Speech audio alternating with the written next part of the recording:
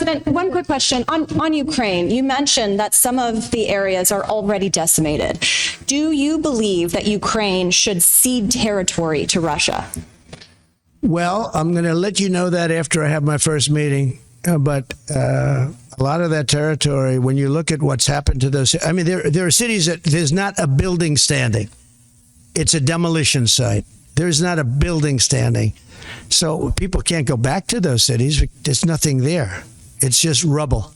Just like when I knocked down a building in Manhattan, which is actually, this is worse, actually, because we do it step by step. This thing has just got demolished. And by the way, in those buildings are many people.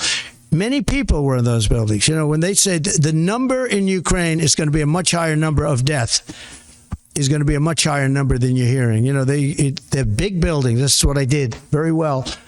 And these are very long buildings. They're 15 to 20 stories high. They're massive buildings. I was surprised at how big.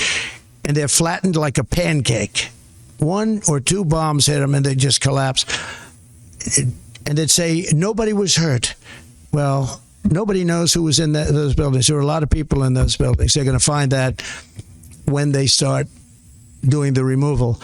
Many more people are being killed in the Ukraine war with Russia than is being reported, and that includes soldiers.